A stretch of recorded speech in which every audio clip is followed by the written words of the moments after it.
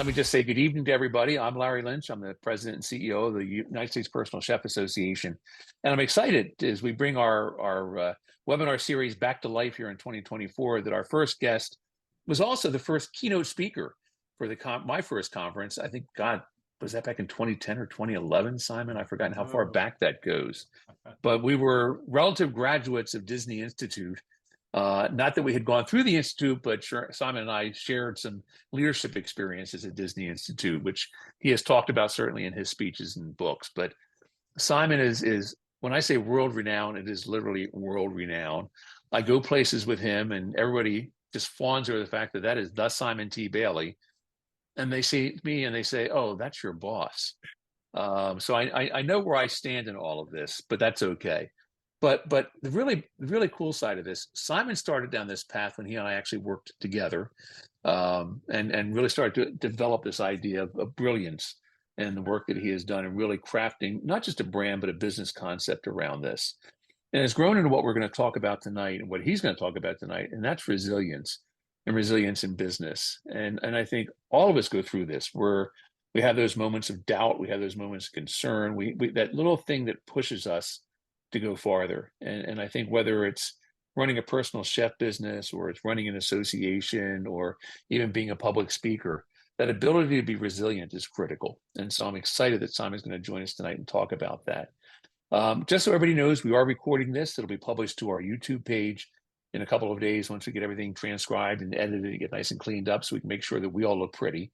If you have questions, if you scroll down to the bottom of the page, you'll see either chat or Q&A. Just feel free to drop your questions in chat or Q&A as Simon's talking. If you don't have questions, I have at least 30 minutes of them for him. So he and I will go off on some tangents on things we can talk about, but they're all things that'll be of value to your personal chef business. And so I think whether you're a new chef in the industry and trying to figure out how to get your business kicked in gear, you've been around for a little while and you want to take it to the next level, or you've been around like some of us for a long time and you got to figure out what next, Simon's going to get some good experiences for you. And for those that have seen him in prior meetings, he hasn't changed one bit, and that we can be so grateful for. So I am honored tonight to introduce not just our speaker, our former keynote speaker, but one of my very close friends and confidants, Simon T. Bailey. And Simon, I'm going to turn it over to you. I'll monitor Q&A, and I'll come back to you when we're ready to rock and roll after your initial presentation. Mr. Lynch, thank you so much. And yes, I still call him after 21 years Mr. Lynch, even though he is. First of all, let me say hello to Vince, Basta, Sue, Norbit, Noah, Lauren, Laura, Deb, Daphne, Cassie, Alicia, and then Allegernon? How do I say that, Larry? I think I butchered that. Last name Quattlebaum. Algernon. Algernon. Thank you. I was trying to say it phonetically. I totally butchered it. So please charge it to my head, not my heart. And if you come in after these welcomes, Simon didn't forget you. Just came in after 6. Oh, that's right. That's right. Try to say hello to everyone. And for those of you that are watching the replay, hello to you as well. I live in Orlando, Florida with my wife, Jody. We have 4 children from 21 to 29. We have a granddaughter. Her name is Halo. She's 2.5, and it's all about the granddaughter. For those of you who I am just meeting for the first time, quick little backstory. Grew up in Buffalo, New York. Started in the hospitality industry as a front desk clerk. End up fast forwarding, moving to Orlando, opened the Hyatt Orlando Airport Hotel 33 years ago. Go figure. Worked at Disney for about 7 years and then left Disney to do this crazy thing after going into my boss's office. That would be Mr. Lynch. After I'd said I wanted to be CEO of Disney, it was put in print. And Larry said, "What were you thinking?" I said it in his voice. What were you That was thinking? pretty good. That was pretty good, too. I was trying to channel you a little bit. So needless to say, after saying I wanted to become the CEO of Disney, that didn't quite work out. Larry, at the instruction of the then senior VP, I had to be written up by HR. And I thought it's probably in my best interest if I leave Disney. So I did the unthinkable, put my resume out on the street. 4 job offers, and I ended up cashing in my entire 401k with significant Disney stock, took out a line of credit on the house. I was 34 years of age. My then wife didn't work outside the home, and our children were 4 and 18. And Larry, you'll appreciate this. Madison graduates from Rollins in May, and Daniel graduates from UCF in December. So a lot Thank you, has. thank you, thank you for reminding me of the fact that I knew them as infants, and now I'm sitting here feeling really, really old. So I started this business 21 years ago. I've reinvented 6 times, and the one thread that I pull through everything is resilience. So what is resilience? Resilience is the ability to bend and not break. Resilience is to understand you can stay bitter or you can get better. I believe resilience is understanding how do you bounce back. Another way to think about it, business is like surfing. You get knocked off the surfboard, and it's your resilience that allows you to pop back up, and it's your brilliance that allows you to catch the next wave. So, for the next few moments that we have together, I'm going to unpack this whole thing around how all of you have this great opportunity to be resilient. And it's based on my latest book called Resilience at Work. This is book number 11. And Mr. Lynch has already gotten a copy of it. And I wrote this book really. And I read it. And you read it. Thank you, sir. It's a quick read. But here's the whole net of the book. There are 4 personality types plus one that show up at a surfing camp every week. And their names are hurry, worry, ready, and steady. Hurry is always going to the next thing. Just move, move, move, kicking up a lot of dust. Hurry is effective, but not necessarily busy. Worry is concerned about what's going on. And just to kind of anchor this with research, because we've actually did a study of 1,000 working Americans, just kind of asking them what happens as it relates to worry and hurry. And what we discovered, 56% of working Americans say they're living their life in a hurry, and they never have time to really enjoy their life, their career, their business. 48% of working Americans are worried about the future. So I just add that context because hurry and worry meet ready and steady. So the best way to describe ready has been there, done that, has experienced a lot, but ready has made a decision that no matter what happens in business and life, they're going to always look for the opportunity. Steady understands that calmness is their superpower, this ability to just stay calm. And one of the things that Steady has embraced, and the wisdom that Steady and Ready pass on to Hurry and Worry, is to take your meds. So, your first big takeaway right out the gate is take your meds. MEDS is an acronym that stands for meditate, exercise, diet, sleep. When you take your meds, just kind of calms you and brings you to a place of resilience, because resilience is bouncing back better, but it's a daily choice to bounce back better. So, when I talk about resilience, I'm curious, what comes up for you? What are you doing to be resilient right now, to bend and not break? And I love, Larry, do they have the ability to post in the chat at all? They Is that do. So either chat or a Q&A, either place, we can and drop some notes in there and have at it. Yes, I'd love for everybody just maybe post in the chat. And I would just love for you to just share when you hear resilience, what comes up for you. And as you're answering that, I'd love to just see your responses. But here's the thing. We've got a shy group tonight. Oh, okay, okay. And so as I think about resilience, I'll pick on some of the things that I've failed at over the last 21 years. Is I have kind of been that hurry personality where in starting my own business, solopreneur, you're probably saying, Simon, what is it that you do? So the best thing to think about is I help teams release brilliance. I help managers understand how do you ignite brilliance and resilience in your team, in your organization, in your culture. And I do that through keynote speaking, online courses, and obviously books. All right. But in 21 years, I've reinvented 6 times. I'm on my sixth reinvention that I'll tell you about in a moment. Because what I realize, I'm no longer 34, I'm 55. And if I'm going to do this for another 20 years, which I absolutely love, how do I continue to be resilient in the midst of uncertainty? How do I be resilient when I experience rejection? Rejection is real.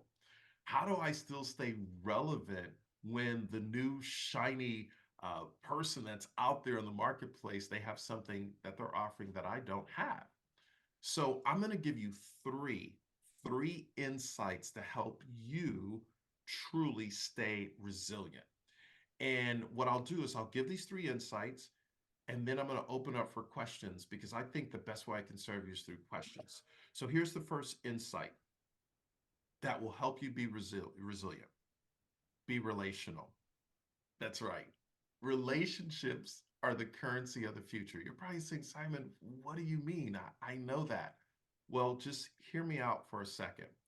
One of the things that allowed Hurry and Worry to experience the breakthrough was the relationship that they had with Ready and Steady, who took them through a series of questions.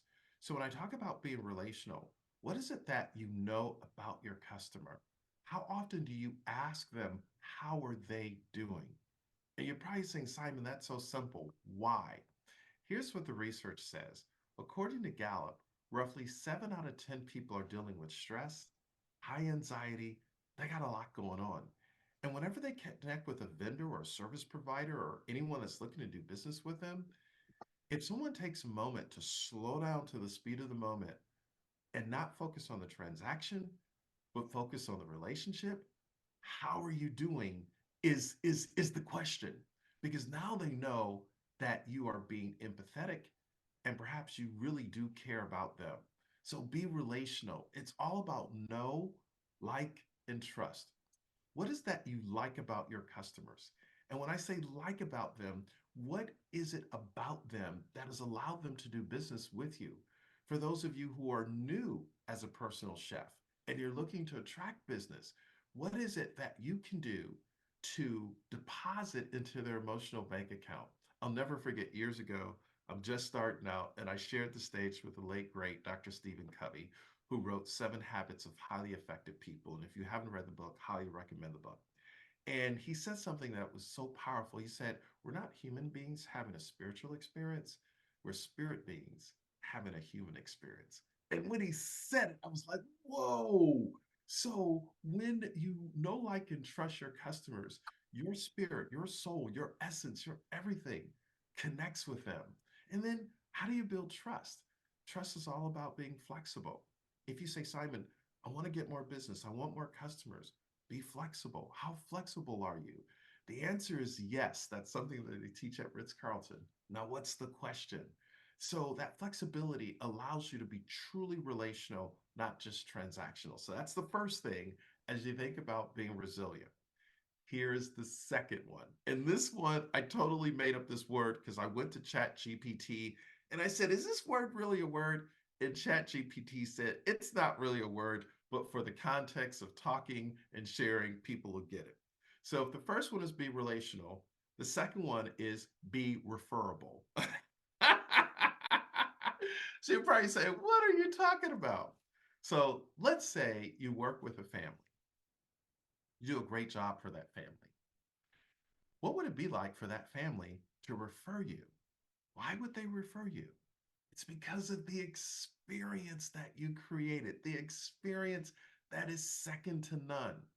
When you think about the restaurant in Chicago, Alenia and Mr. Lynch and I were talking about this restaurant in Chicago, Chef Grant.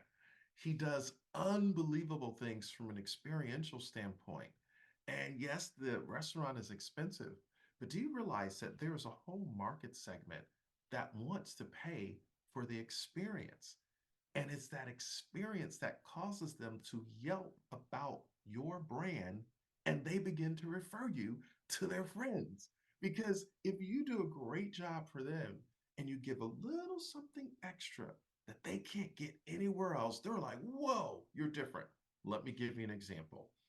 So I don't know if I have any fans of Chewy.com, but for those of you who are pet owners and perhaps you subscribe to Chewy.com, I was sharing that Larry, you're a Chewy fan, okay? Big time.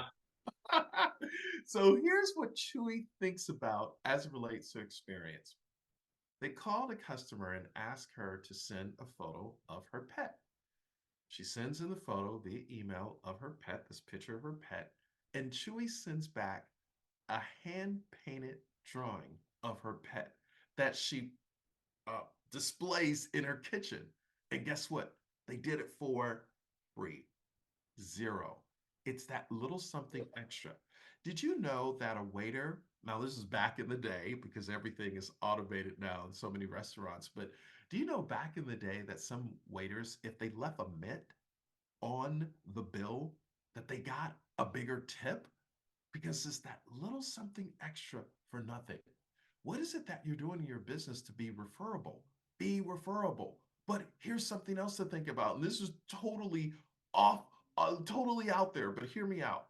What would it be like to go on Google and do a review of any of the personal chefs that you think are amazing? That's right. You give them a review on their page as to how amazing they are. You're probably saying, why? Sometimes you have to give away what you want to receive. So if you want to be referable, refer someone else. You know, the law of the universe, what goes around comes around. So put it out there. Who are 2 to 3 individuals in this great association that you can refer? All right, so number one, it's all about how do we be relational? Number two, how do we be referable? But then number three, and this will be the last one, and then we'll go into Q&A. If you're going to be resilient, be reflective. So one of the things I've been doing in my business, and I learned this from Brian Tracy, after every speaking engagement, every client that I work with, I write down what went well. Second question, what can improve? Third question, what are the next steps? And I do it with every client. And you probably say, Simon, you've been doing this for 21 years. Why do you still do this? Because I never want to rest on what happened yesterday. Marshall Goldsmith in his book, What Got You Here Won't Get You There. Being resilient is not just resting on, okay, I can make it. I can make payroll. I can pay bills. And listen, I'm a sandwich generation. I got 2 kids graduating from college. I got an 84-year-old mom. I'm the power of attorney. I got a lot going on, right? But what I recognize, I can never settle for just thinking the phone is going to ring, an email is going to come, a referral is going to come. I have to improve every single day. So, what went well? Being reflective allows you to be resilient because then you're like, okay, that worked really good right there. Let me do a little bit more of that. Then what can I improve? What was the feedback? What did you hear? What did they say? How do you make that little improvement? And then what are you going to do as the next step? That's the go do. I heard John Maxwell say something a couple weeks ago. It was so phenomenal because this sums up resilience in a nutshell. And here's what he said: consistency compounds. I'm going to say that again. Consistency compounds, but let's unpack it. Consistency with the right steps, the right actions, the right intentions over time compound. So, for those of you who have been a chef for a long time, you know that when you are in the flow of doing what you do, the consistency of excellence, it yields a result. For those of you just starting out or just somewhere in the middle in your personal chef journey, resilience is about consistently showing up, doing the little things a little bit better than the day before so that you can catch the next wave. So, Larry, I'll stop there and open up for questions. So I was going to say, I discovered let everybody know chat for some reason is locked out. I'll figure that the heck out. Zoom surprises us on a regular basis with something different and new. So, but Q&A is working. So I think, if you take a look in there, Simon, there's a few comments in there about resilience, but I want to throw something at you, which is interesting because, in business, and you and I came from a Fortune 50 company where, we did all the right exercises the right way at the right time. But you can scale things. You're talking about, that ability to go back. You're writing down in your book. You're almost doing a mini SWOT analysis after everything that you do, right? And I think that's so critical. I was just talking to somebody the other day, one of our mutual friends, who had an event, and they said, "What do we do?" And I said, "Well, strengths, weaknesses, opportunities, and threats, right? So, what do you do well? What are the strengths of your organization, right? What are your weaknesses? Can you sit back and take an honest evaluation of who you are and what you do, what the feedback you get is? You got to be open to the fact that this isn't working. I got to figure it out. Opportunities. What are you jumping at that perhaps you're seeing something that the competition's not seeing, right? And then finally, what are the threats? Is it something happening? I'm going to throw my restaurant industry hat on. The threats are coming all kinds of different directions post-pandemic. This is a new world we're living in, in the restaurant world, where whether it's wages, supply chain, it's all these things that are coming together that nobody knows what the heck is next. And I don't want to say a fickle public, but a public that's saying, I'm not sure we can afford to keep doing this way. So what do we have to do? And then how do you respond to it? Um, I think it's great for our, again, among our members to sit down and think, how do I sit back and look at my little business and do that? So if you think about you as an entrepreneur, how do you take something as that you hear SWOT analysis, you think, oh, I got to go hire a consultant, I got to do all this. How would you take something as complex as a SWOT analysis and take it down to something as simple as one-on-one with you and your business? I would first of all start with what is it that is a passion and builds my confidence that I can do it if they wake me up at 3 o'clock in the morning.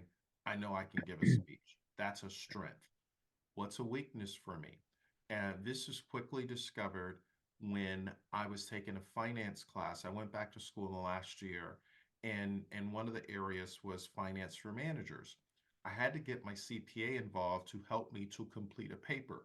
It was a weakness for me, a strength for her.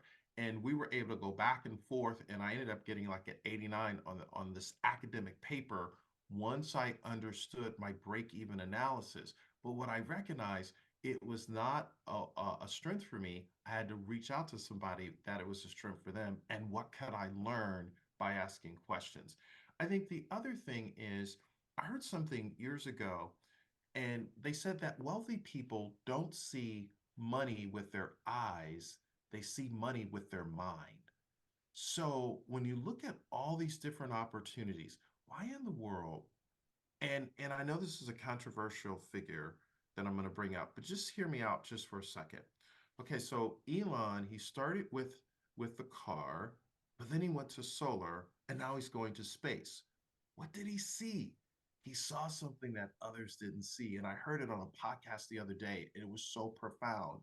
They said, could it be that he went to space to invite Jeff Bezos and Richard Branson to get involved and use their resources to say, let's create space travel?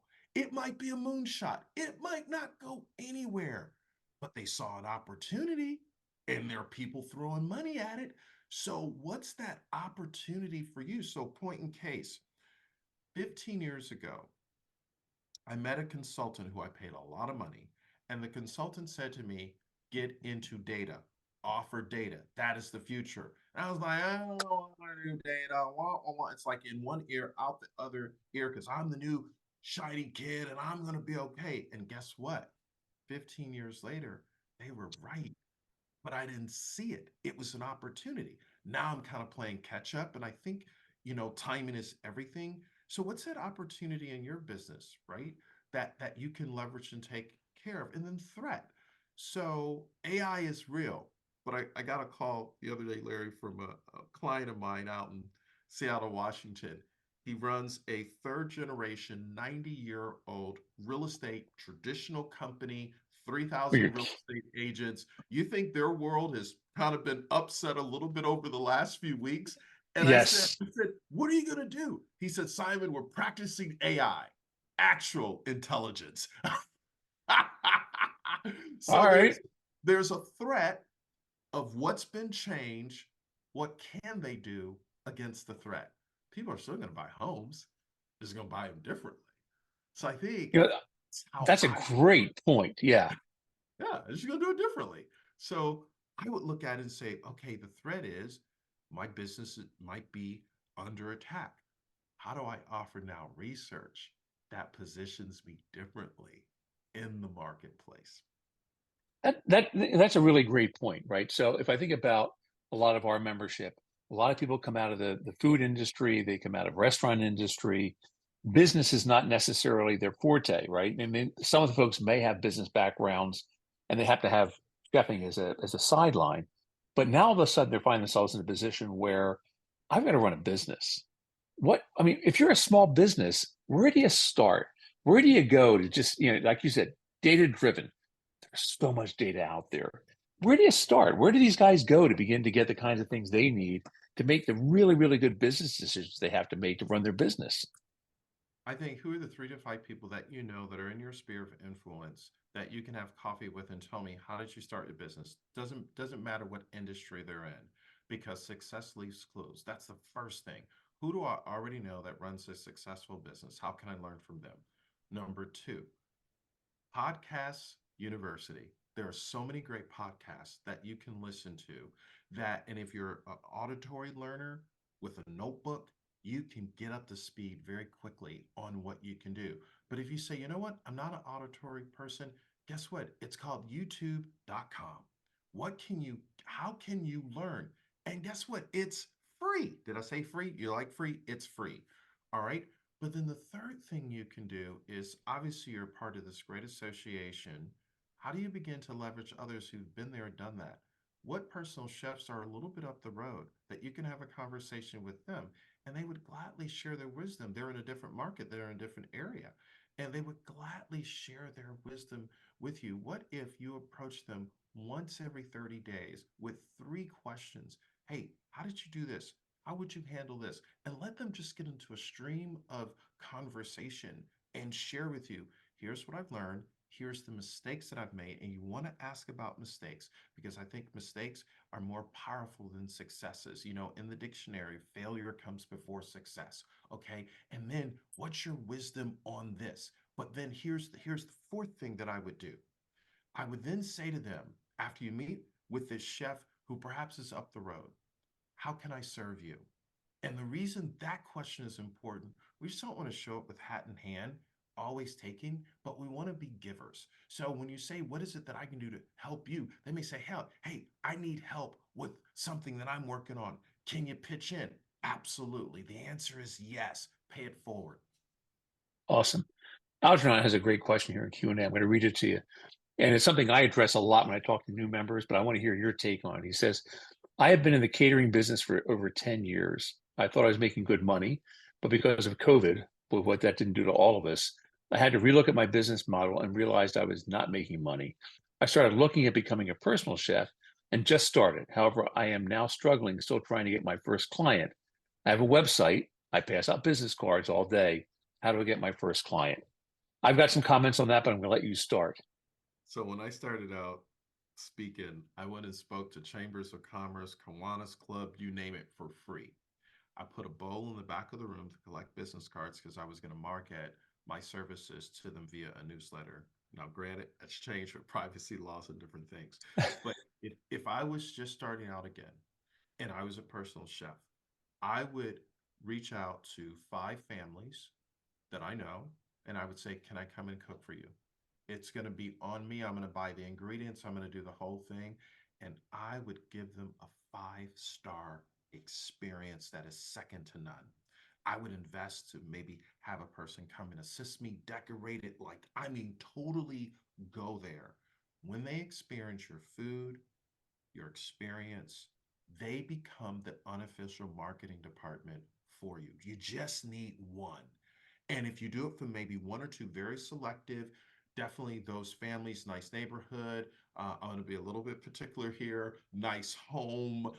Because and hey, invite some friends over, and then have some cards to pass out after they taste the meal, after they experience it. Oh my goodness, best investment money could buy. I'm gonna add to that a little bit. So it's funny, we were talking earlier about Chewy, because you know what a dog fanatic I am. I've got Chloe as my she's now my fifth, sixth dog we've had. So, and you know, she's a blessing to us, but she's got health issues, and we deal with that on a regular basis. And it was just about a year and several months ago. I was in Chicago, heading to a meeting in Austin. So you couldn't be farther from home, right? You're not even aiming the plane at your house; you're aiming it in another direction altogether. And Helen called me in a panic because she couldn't get Chloe up. She was lethargic, and what was she going to do? And you know, we really didn't have the vet over here that we had at the time. I called the voodoo vet.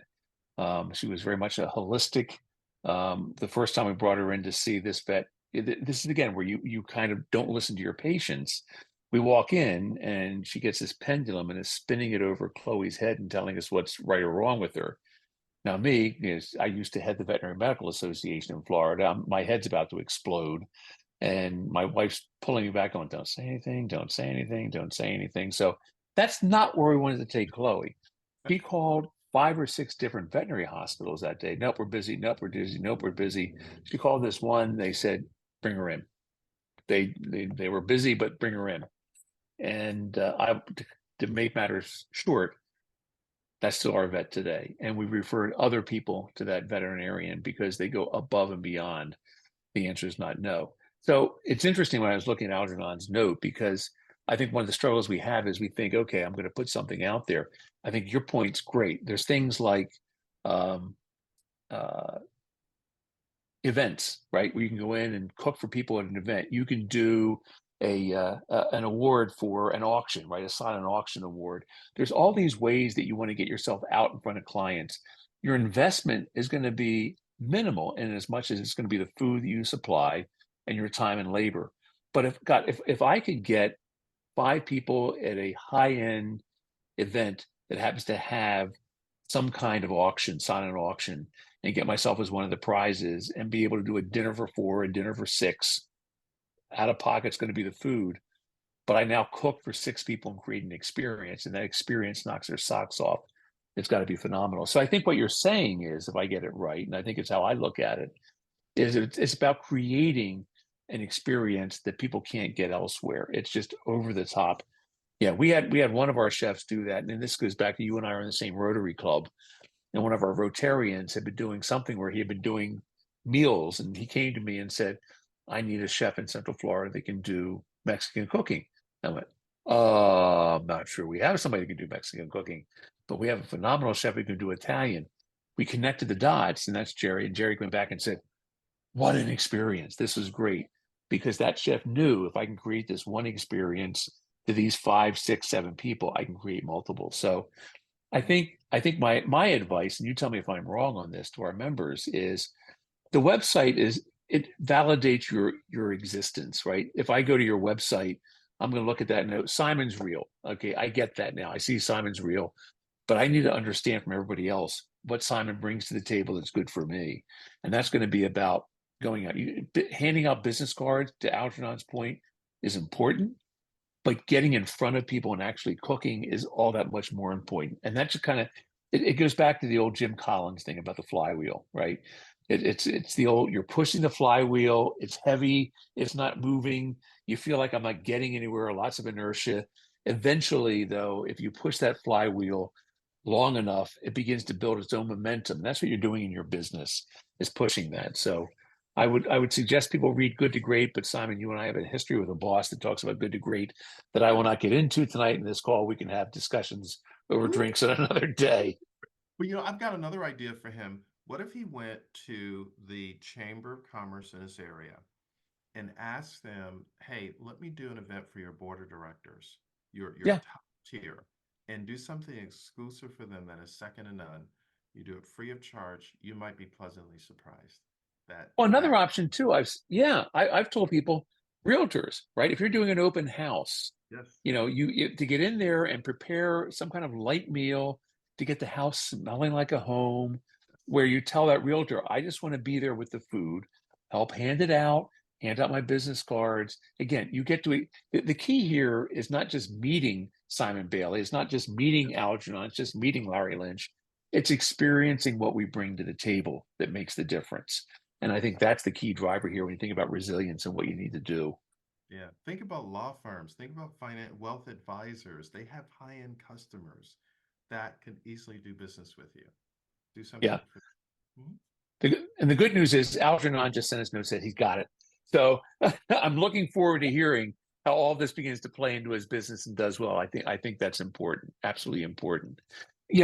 As you talked about experience, right? I think um, there was an old book, and Joe Pine and I'm thinking Jim Gilmore, old Experience buddy of mine, economy. wrote The Experience Economy, and we seem to have shifted away from that a little bit, but the COVID seems to have brought us back to the importance of experience. And so when I look at things like travel, for example, right, it seems like people are still spending money to go places.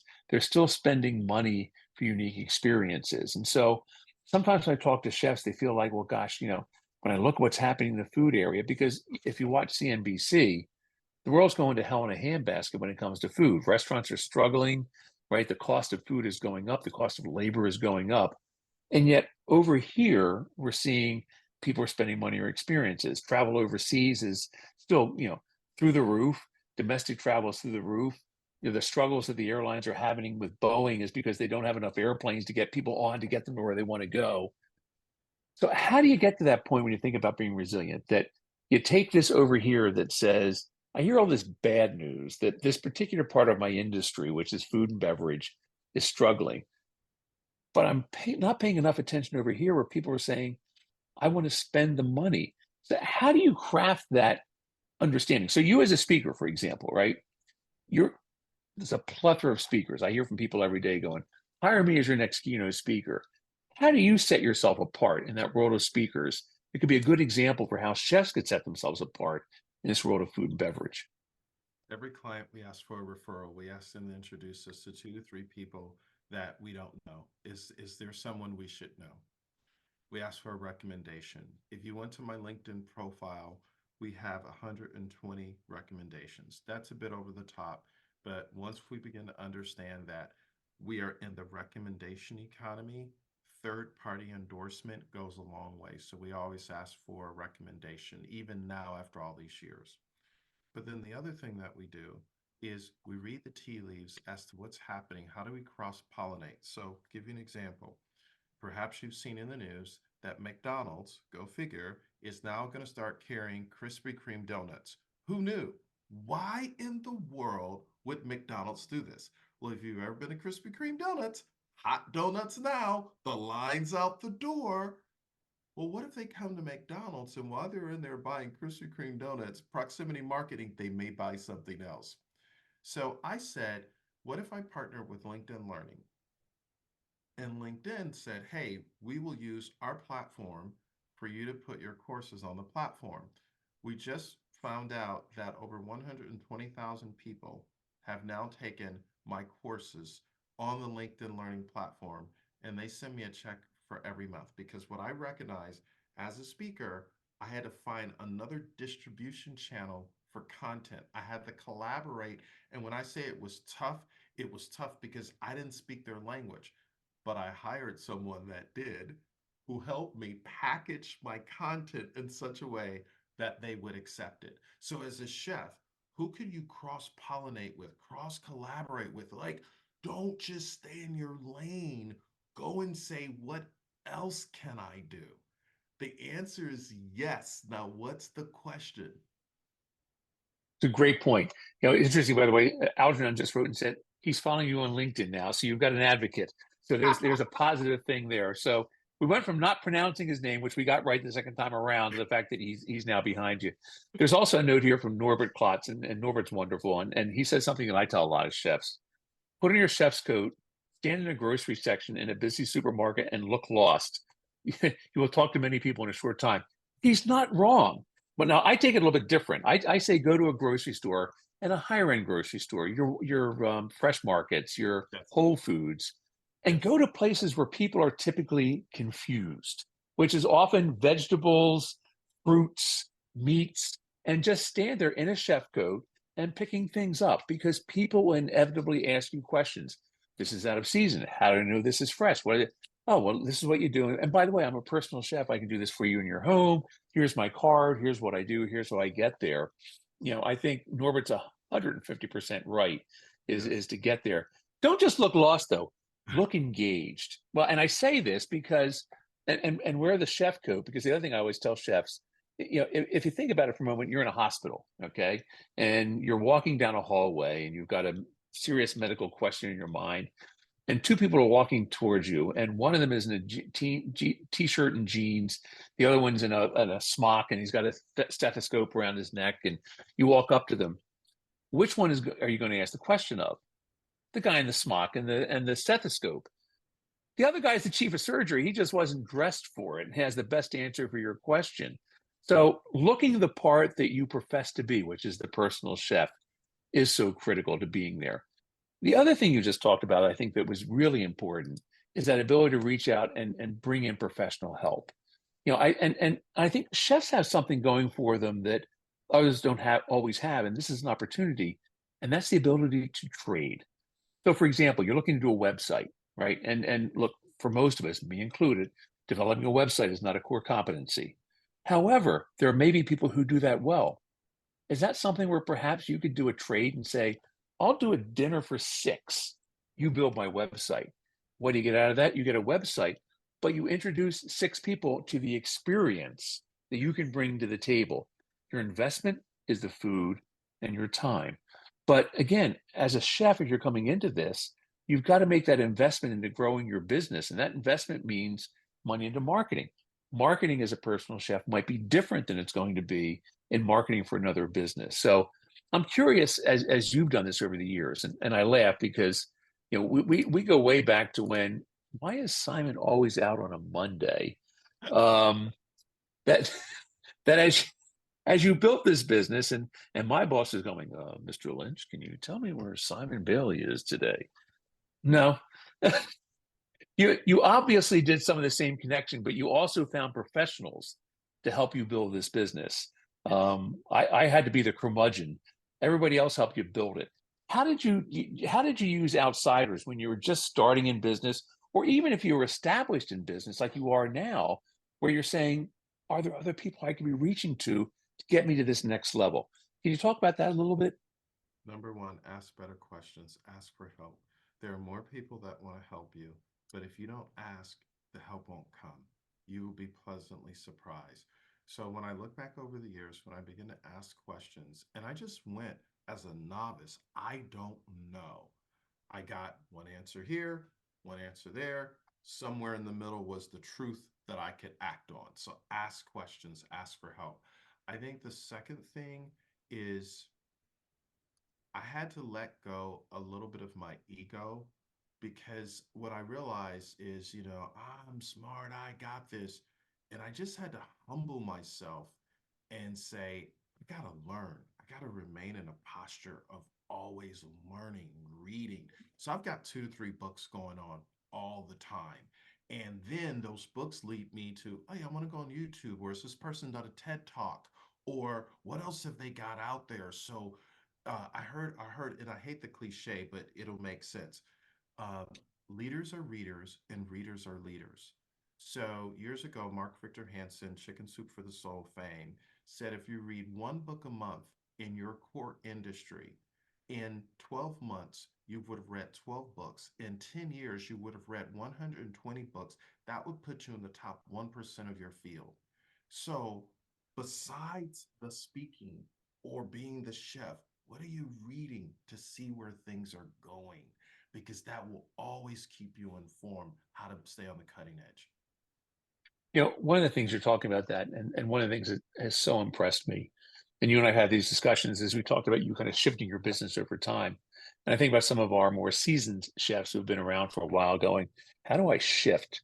And you and I talked about this a lot. And I thought one of the most dynamic things you've done, you can talk about this a little bit if you can, Yeah. is the work you're doing with Jason Dorsey, right? So it's taking Simon's got this conceptual piece about brilliance and resilience and the work he's done. But now I got to get data to back this up because I got to take Simon to the next level. And I think about our personal chefs who have got to say, okay, what do I see around me? Take my chef business to the next level, to what I see as that next dynamic. You made a real conscious decision to reach into an outsider. And I know you were skeptical because I remember you and I sitting down at breakfast having some discussions around it. So maybe you can talk about that a little bit and what that's done in terms of driving this next level of what Simon's doing. So I finally bit the bullet and I invested in research. It's taken us almost about 9 months to get here, but I did it. And we're going to release a white paper called The State of Working America, Thriving in Resilience and Brilliance. And what we did is we created 27 custom questions. We surveyed 1,000 Americans from young millennials to older millennials to Gen X, as well as Gen Z, just kind of finding out what they are thinking. And the data that's come back, it's been eye-opening, so much so that we are going to release this research at WorkHuman, which is one of the large HR conferences, which is these are my people. This is where I need to show up. But initially, it's the largest investment I've ever made since starting the business. But I can already see the dividends of what it can become. One example I'll give you. I was talking to a gentleman who launched his research 4 years ago in the same space, but just in a different area. And he got a sponsor. Ring Central has now sponsored his research, and they're paying him $125,000 a year to sponsor his research. He said, Simon, you get this out the gate, you could get sponsors that will pay for the next study. And guess what? It was always there, but I didn't have the confidence or the chutzpah or the energy to go for it. And I said, wait a minute, I can't teach resilience and not prove it. Now I can actually prove it, resilience and brilliance, and have the research to back it up. So I see the future, and I'm so glad we made the decision because it stretched us further than we've ever gone before. So when I try and relate this to the personal chefs, right? I mean, trying to find that one organization, that one person that can help guide them to that next level of opportunity is hard. And there's lots of people that can help you with research. You narrowed it down to one, and you and I both know the individual. Jason Dorsey. We'll say Jason's name. It's not a big deal. I love Jason. He's been a friend for a long time. But you had to pick Jason out of a field of people, just like I would think our personal chefs are saying, where do I go? Who do I pick? What were some of those criteria you used to say, here's the individual company that I think can help me take my business to the next level? They can give me the background that I need, that it's worth the investment. So there's a line in Sylvester Stallone's movie First Blood. We don't want any weekend warriors. So I didn't want a weekend warrior. The first thing that impressed me, he had done 120 research studies with 700 different organizations. 120. That right there was number one. Second thing, he does what I do, but specifically with a focus on Gen Z. And so he is a researcher who understands what we go through. So that was total credibility for me. But then the third thing is there were 4 to 5 people that I could reach out to that I knew on a first name basis who had worked with him, who could vouch for the work that he had did. And after I kind of checked with them, because listen, money is tight. You got one shot. I got to make sure if I'm going to make a bet on you and I'm going all in like a good poker player, I got to make sure you're the guy. And can I tell you, he has over delivered. So much so, there'll probably be business that he can refer to me now that he's been able to shape the research. So I would have never seen those secondary effects if I didn't say yes to saying, let's go for it. So for you then, and because I'm trying to relate this back to personal chefs, right? Mhm. Is really identifying the core competencies that you didn't have that Yes. somebody had to bring to the table, Mhm. beginning to kind of flush out who in the marketplace could do those things, Yes. then being able to validate that with references from people who had experienced that, and then making that investment to say, this is worth it. Yes. and then do it. Now, I would say this because obviously we all sit and look at investments we make in business and think, did it work? Would you say the ROI is there in your investment in Jason and the Absolutely. group? And I think it also comes down to I'm going to make a bet on me. I've been riding this horse for 21 years, and as I think about the next 20, I'm going to make a bet on me. And here's the thing, Larry, let's just go the opposite way. Let's say this fails. Let's say this was a bad decision. What did I learn from it? Because I made a bet on me. Am I worth it? Absolutely. Those chefs that's listening, are you worth it? Absolutely. Now, let me add a little disclaimer. I did talk to my wife, Jody, and I said, here's what I'm going to do. And how do you feel about it? And she said, I'm with you because I trust you. And I said, okay. So I knew that when she was on board, we're good. We're going to figure it out. Good, good. Norbert added a note here in Q&A. I just want to read this over to you. Same values and goals will choose the person with the same values and goals. Too many times it might be money. And I think what he's saying there is we make a really bad decision because it's a financial decision. But if we Yes. link in those right goals, we link in the pieces that bring us together, that drives that sometimes more. We'll make a decision going, well, that one's really inexpensive. So let me book that. And now I can move forward. And suddenly I realize that the ROI here wasn't there. Mhm, mhm. Yeah. Well So I think said. he makes a really, really good point on that. That one's an important one. So I know we're coming up here on a few more minutes. I just want to see if we have any questions left to make sure we caught everybody's notes. I know, like I said, oh, by the way, Algernon sends a note. He's got a toy poodle who's 11 weeks old. So I'm not the only dog crazy person in this particular piece. Algernon, I would say make sure you get back with Sue Snape. She wants to know where you live. So you're already making connections by attending this and what we're doing. So I think we've got a few things here. Sue Snape says Chewy is the best, so I'm not the only Chewy fan. And by the way, I still have stock in Chewy. The stock's not doing that well. However, I still believe in the company, so I'm a believer in that. So that's important.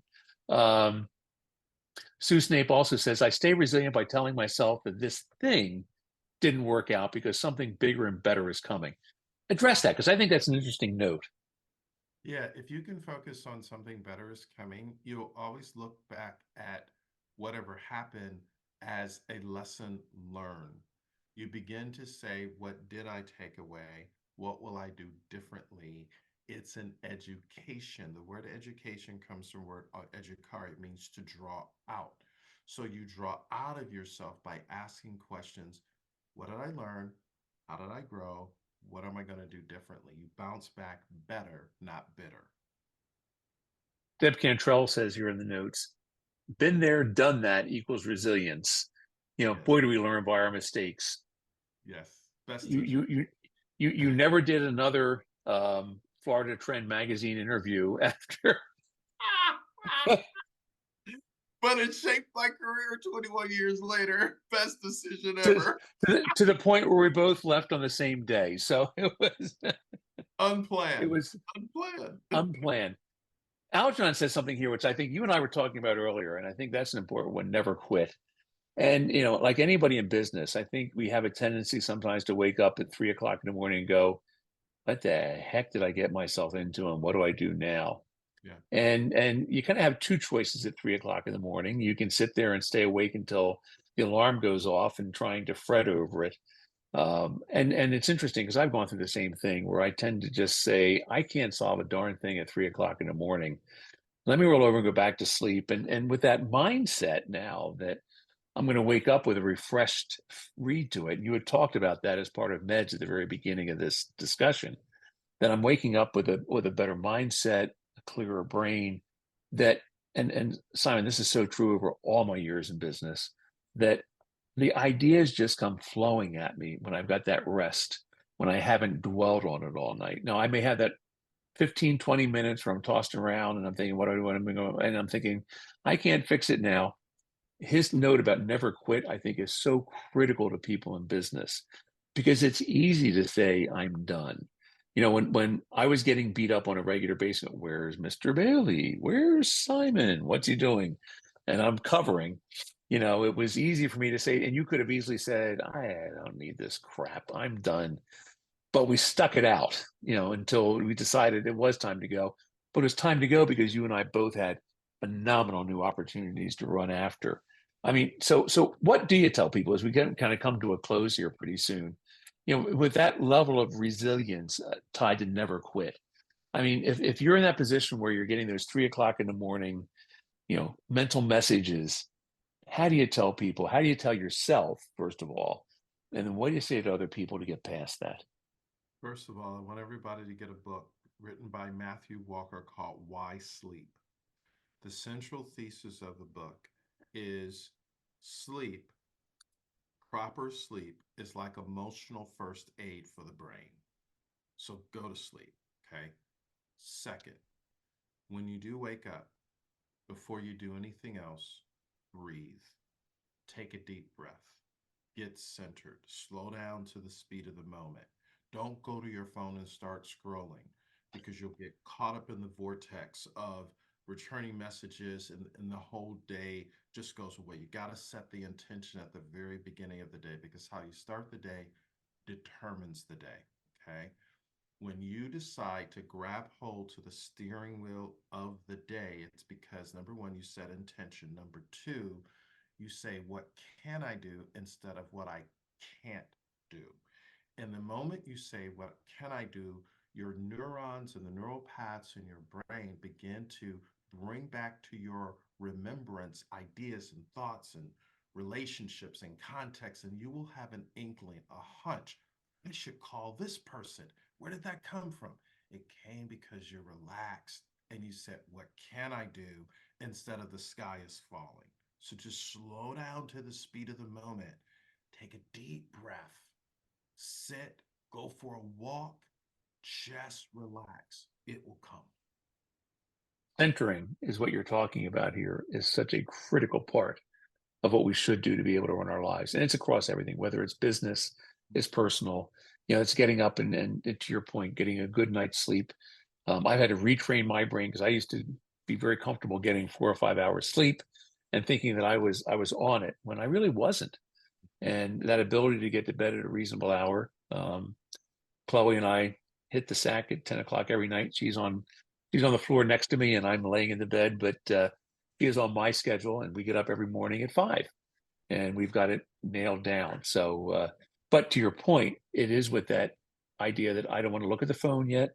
I don't want to see who sent me messages the night before. I say that because you and I often text at 5:30 in the morning. But putting that aside for a moment, I've at least had 45 minutes or so to get myself centered before I Yes. start. So there's a lot of value in that. Sue Snape says, yes, yes, yes, in capital letters. We have to learn from everything that went well and not well. And I think I think if we close out on something tonight, I think that's it. That there really isn't such a thing as failure. It's an opportunity to learn from mistakes. Absolutely. We all make them and we do it on a rate, and I've made plenty of them in my life. But it's that ability to reflect on what they are. And that resilience says, how do I kick back? How do I come back from this? What did I learn and how did I grow? So, with another minute left, give me some closing thoughts that would really be inspirational for this group.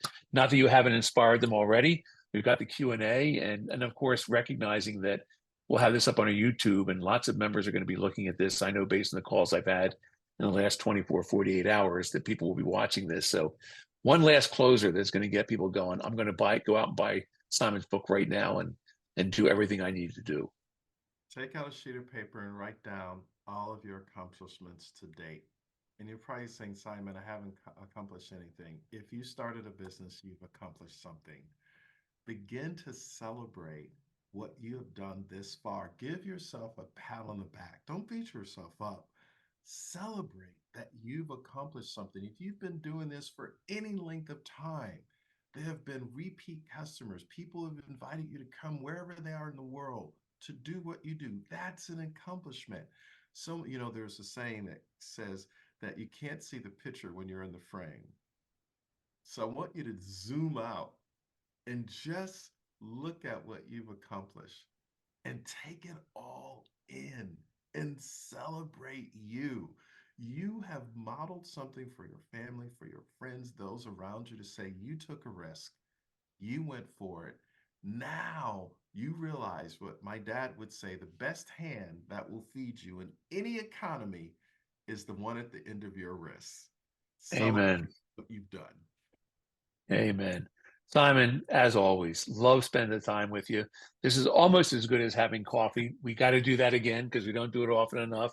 Or better yet, a good fish sandwich over here at the beach. Yes. We'll pull it all together. You bring Jody over, we'll have a good time. But on behalf of USPCA and the members who are with us tonight and those who will see this subsequent to this, thank you. This is a phenomenal group.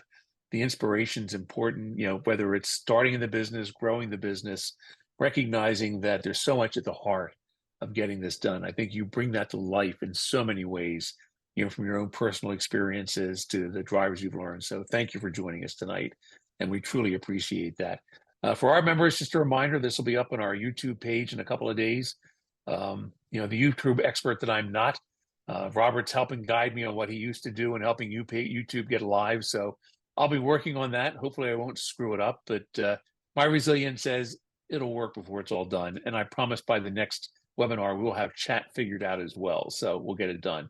Simon, have a great evening. My best to Jody. Thank you, And sir. we'll check in with you Dr. soon, Howard. everybody. And let's see, we got wait a minute, one more little thing in here.